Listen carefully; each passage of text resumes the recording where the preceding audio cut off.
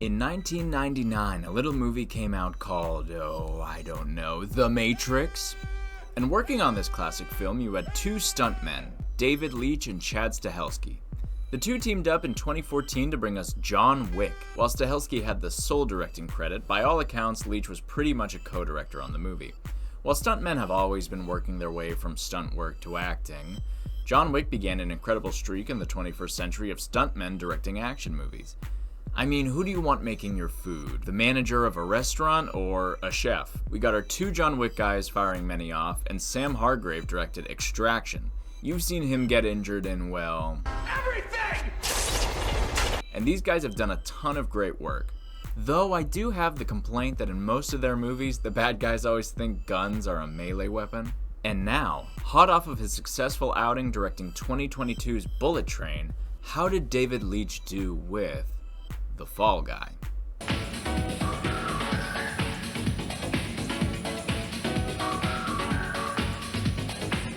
The movie starts off in a super tall building where an action movie is being shot. Incredibly famous action star Tom Ryder is supposed to fall off the roof in a 300-foot drop. Naturally, the studio doesn't want to damage this phase, so they use his stuntman of many years, Colt Seavers. While making his way up the stairs, Colt is walkie-talkieing with a camera operator, Jody Moreno. The two had worked on many movies together and had fallen in love and had been dating for about a year, and Gosling's and Blunt's chemistry is really cute and believable. They make plans to lay on a beach and grab spicy margaritas that weekend. Colt gets wired up, makes the jump off the roof, and cut to black. We return 18 months later after Colt broke his back, quit his job, pretty much ghosted Jody, and became a valet for assholes in Hollywood. And Jody was given the chance to be a director of her very own big-budget movie, Metal Storm, a sci-fi epic that is pretty much a mix of Dune and Mad Max. Big-time Hollywood producer Gail Meyer calls Colt while he's being a bum in his house and asks him to work a stunt job. He's like, "Nah, I'm retired." And she says, actually, this is Jody's movie. And it becomes an immediate yes from him as the prospect of rekindling their relationship gets him back on his feet. Tom Ryder would be working on the movie too, but Colt is done with Tom because apparently the only message he got from him after his horrible injury was a text with a prayer hands emoji. We then flash to Australia where the movie is being filmed. Colt starts off by getting his face and body scanned so that he can more easily create CGI renders of himself and the stunts if need be. And fun fact, this practice is a bit spooky to a lot of extras actors in the real world, because once a studio gets your face and pays you for it, why the heck would they need to pay you to stand in a stadium or sit in a coffee shop for hours and feed you too? While deepfakes and such are all the rage right now, the practice of superimposing an actor's face onto someone else has actually been done for a very long time. This was even done back in Attack of the Clones in 2002. Sir Christopher Lee was 80 years old at the time as Count Dooku, so he couldn't keep up with Kermit the Frog on fentanyl, and his face was put onto a stunt actor. So Cole does a bunch of car flips for Jody's movie, and he's waiting to do some grand reveal where he's like, "It's me, babe, I'm back." But she finds out and gives him the old, "Nope, you suck, why did you leave?" routine. But I'd say at this point she's about 70% mad and 30% happy to see him and still smitten with him. There's then this funny scene where they're filming a big sci-fi action battle and he has to get set on fire and painfully launched into a rock as a stuntman, and Jody keeps saying, "I think we need another take," so she can watch him suffer. And during this she says to him, "Hey Colt, I think it's important you know the story for this movie." And then she basically rattles off to him in front of the entire cast and crew that the story is a big allegory for their experience together and how he left her. She puts Colt on the spot and says, "Huh? Why do you think the character would do something like that?" And then Colt says, "I think that I just took too long to find the right words to say and what to do. And by the time I thought I had it figured out, it was too late and I lost you. I really messed up." This touches Jody and softens her a bit, and you can see it on her face, but then the best joke in the movie happens. A guy in a funny-looking alien costume with a voice modulator leans in to Colt and proclaims in an alien voice, "I know what you mean. One time I slept with my sister's wife and then everyone just groans and leaves. You do you, alien man. At the end of the shooting day, I'd argue that we get the best scene in the movie, which might seem weird given that this is an action movie, bear with me. Colt is sitting in his car and he sees Jody walk by and he turns the radio on and it's Taylor Swift's All Too Well. And we get a cute montage of how Colt and Jody fell in love, and Ryan acts incredibly in this scene. He's tearing up with red eyes, and then Jody comes and knocks on his door and says, "You were listening to Taylor Swift? Are you crying?" And Ryan gives her this incredible face that is filled with tears and a bittersweet, embarrassed smile. The face looks so fucking real, and I was like, holy shit, Ryan Gosling is an actor. And I also appreciated the scene because it's a trend in modern movies for when you have a smart, capable woman character, she's supposed to just put down the main protagonist all the time, and he's supposed to just be some big dumb idiot to make her look good. But in this scene, when Colt is crying and she catches him, the tone that is set by the music and the performances doesn't communicate a sense of, ha, he's listening to Taylor Swift while crying and he got caught. He's so hung up on her and she's calling him out on it. That's hilarious. What an idiot. Instead, the scene balances the comedy of this embarrassing moment of getting caught, crying, with a serious tone of her seeing the affection on his face and respecting the pain that he's going through. And yeah, I know I'm glazing Ryan Gosling, but I watched Challengers last week. So seeing some good acting's got me in a good mood, okay? Gail later tells Colt that Tom Ryder has gone missing and that he was involved with some real shady types, so she needs him to track Tom down so the movie can be filmed. Colt hates him after he was ghosted after breaking his back, so he's like, nah. But then Gail, as a producer, says, if this movie flops, Jody will be seen as box office poison and it will ruin her career.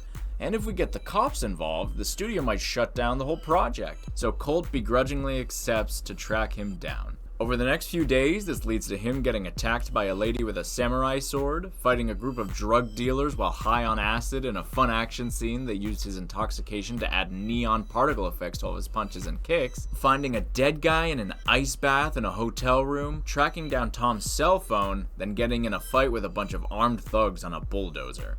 In the middle of this, since Tom is missing, Colt fills in for him in one of the action scenes and does a great job, and he gets to spend some time with Jody. And at this point, they're pretty much all in on getting back together. Later that night at Tom's apartment, Colt discovers on Tom's phone that he was having a party with some homoerotic wrestling. I guess I can't escape challengers after all. And he kicked and accidentally killed his stuntman, aka the guy who was found in the ice bath. Very shortly after this discovery, the armed thugs track him down and tie him up on Tom's yacht. And guess what? Tom shows up and was in on the whole thing. He starts monologuing like a Bond villain about how he accidentally killed his stunt doubles, so Gail decided to call Colt down so they could release the phone video of the murder and then use the deepfake scans to put Colt's face on it to frame him for the murder. And they decide to frame it as a murder-suicide, so they're going to kill Colt right now. So they pour gasoline all over him and are going to burn him alive, and he starts shouting, calling for help. But they pour gasoline in his mouth and tell him to shut up. The thug then holds a lighter to him and says, I don't think you'll survive this fire stunt, huh? They're all Australian, by the way. And then what happens next I thought was really clever. Colt saved the gasoline in his mouth and spit it onto the match, burning the thug and escaping onto a speedboat while they chase and shoot at him. Colt calls Jody and tells her everything. And she hears gunfire and they have the whole, I don't know if I'm gonna make it out of this. I love you. And then Colt rams his boat into a huge gas tank and causes a giant explosion, giving Tom the murder-suicide he wanted. But he actually jumped off the boat and swam to safety. The next day, wearing the funny alien disguise, Colt shows up on set to see Jody and tell her he's alive. He surprises her in the costume though, and then she beats the shit out of him.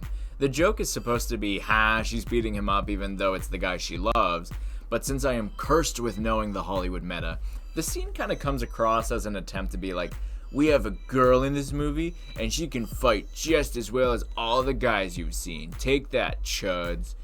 The two then devise a plan to lie to Tom and say that they're filming a scene in a car, and then to have Colt jump in, scare the crap out of him by threatening to jump across a giant gorge in the car, and elicit a confession from him.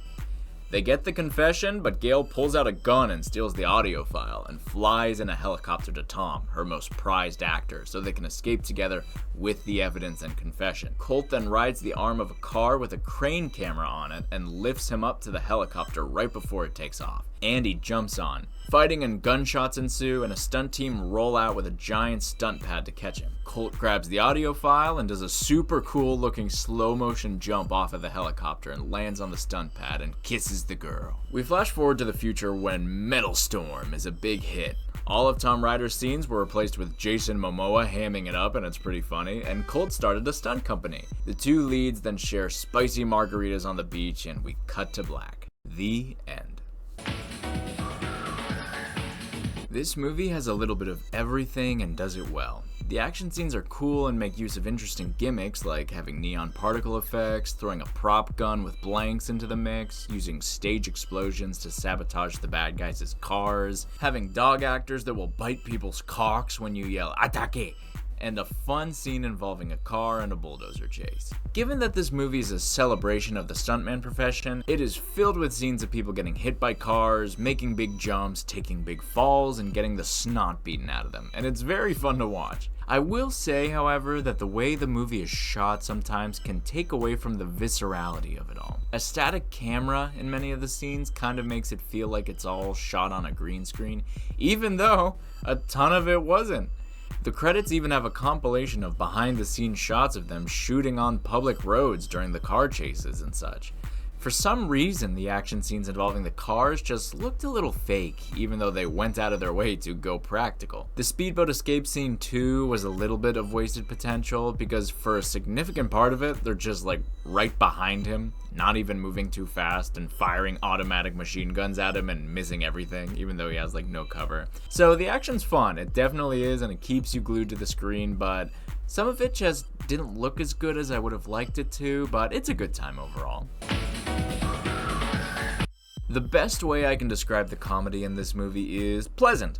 You know that sad little smile people do when walking past someone they don't know in a hallway when they want to acknowledge their presence and not be rude? Yeah, the jokes in this movie brought that expression out of me a lot. Winston Duke, who acts as comedic relief in a lot of his movies, makes a ton of movie references throughout the film, but there's not really any point to it. You're kind of just like, dude, your references are out of control. Everyone knows that. Hey. And that's not to say the jokes in the movie were cringeworthy or lame or anything. It's just, it really wasn't as funny as I think I thought it was. A lot of its contemporaries are kind of doing a lot better with comedy right now, so, you know, it was pleasant. Ryan Gosling and Emily Blunt have great chemistry in this movie. It does a great job of presenting two very likable characters in Colt and Jody. They're both nice people, with one of them being down on his luck and doing his best to make the woman he loves' dreams come true, and the other being a love-stricken, hard-working artist who is seizing her chance to capture that dream. You're rooting for the two of them to get together throughout the whole movie, and when they finally get that kiss at the end and have their moment on the beach, it gives you a nice little emotional catharsis. It's definitely not Shakespeare or anything, because the movie's going for a light tone and is trying to capture multiple different genres at once, so it can't really afford to give the time or weight needed to create a super romantic and dramatic narrative, but what we get is very pleasant and nice. The Fall Guy is definitely a very fun time, and it ends on a super high note.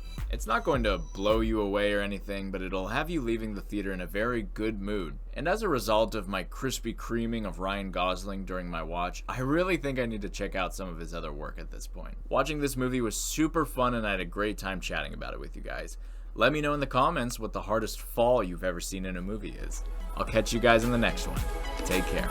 Bye-bye.